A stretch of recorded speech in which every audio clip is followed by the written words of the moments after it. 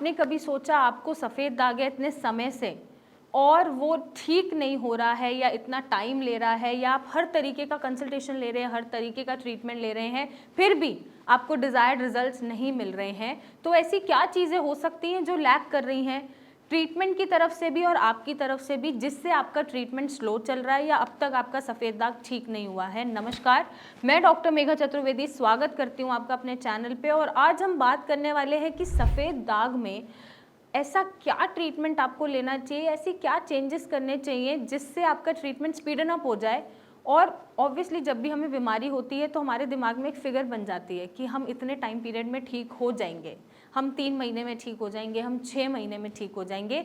ये जो time slag है ना, ये आपको हटाने की ज़रूरत है, क्योंकि आपको ये समझने की ज़रूरत है कि हर व्यक्ति का जो रिस्पॉन्स है ट्रीटमेंट को लेके, चाहे वो एलोपैथिक ले, चाहे वो आयुर्वेदिक ले, होम्योपैथिक ले, यूनानी ले, कोई भी ऑल्टरनेट ट्रीटमेंट ले, जो उसका रिस्पॉन्स है वो वेरी करता है उसके इम्यून सिस्टम पे या उसकी न्यूट्रिशनल डेफिशिएंसीज पे या उसकी सिवियरिटी ऑफ डिसीज़ पे या क्रोनिसिटी ऑफ डिसीज़ पे और कॉम्प्लेक्सिटी ऑफ ट्रीटमेंट वो कितने लेकर आया है, उसका लाइफस्टाइल और उसका स्ट्रेस। तो इतने सारे फैक्टर्स हैं जो आपके ट्रीटमेंट की स्पीड को बताते हैं या डिसाइड करते हैं, और हर व्यक्ति में ये अलग अलग तरीके से चीज़ें पाई जाती हैं और रिस्पॉन्सेज भी उनके अलग अलग तरीके से होते हैं। फॉर एग्जाम्पल, मेरे को कोई दुख हुआ, मैंने थोड़ी देर उसको लिया अपने ऊपर और मैं 2 घंटे में ही नॉर्मल हो गई, अपना काम करने लग गई, ये मेरा रिएक्शन था। आपका रिएक्शन हो सकता है कि कोई भी दुख की बात आए तो आपको बहुत दिन निकल जाते हैं उस दुख से निकलने में और आगे की लाइफ स्टार्ट करने में।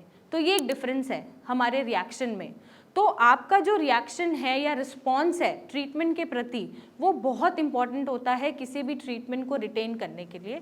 तो विटिलिगो को अगर आप जल्दी ठीक करना चाहते हैं तो उसके लिए 2 ही चीज़ें आपको करनी है। एक तो पेशेंस, सब्र रखना है, दूसरी चीज़ पॉजिटिविटी रखनी है और स्ट्रेस नहीं लेना है। तभी आप ऑटोइम्यून डिसऑर्डर जैसे विटिलिगो है या सोरासिस भी है, उनको आप हरा पाएंगे।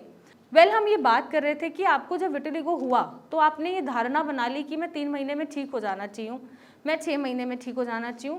किसी भी बीमारी से लड़ने के लिए आपको वो जो टाइम स्लैग आपके दिमाग में चल रहा है ना, वो आपको अवॉइड करने की ज़रूरत है। क्योंकि आप मेरी बात समझिएगा, जब एक लेडी प्रेग्नेंट होती है उसको एक एस्टिमेशन डिलीवरी डेट दी जाती है, गायनेकोलॉजिस्ट देती है कि इस डेट पे आपकी डिलीवरी होगी, और वो नहीं होती है मैक्सिमम टाइम्स। तो जब वो तक पॉसिबल नहीं है तो आप ये सोचने कि मैं 3 महीने में ठीक हो जाऊंगा, 6 महीने में ठीक हो जाऊंगा, 9 महीने में ठीक हो जाऊंगा, तो ये भी गलत है।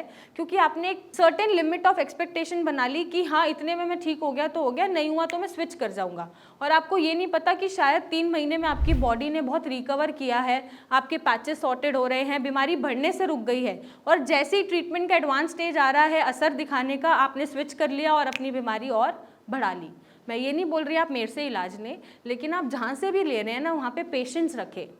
पेशेंस बहुत ज़रूरी है इस बीमारी को ठीक करने के लिए, क्योंकि मेलेनिन बनाना और सेम स्किन टोन का कलर प्रोड्यूस कराना, ना बहुत डार्क ना बहुत हल्का, सेम स्किन टोन मैच कराना सफ़ेद दाग का, ये बहुत ही मुश्किल टास्क है और ये संभव भी है।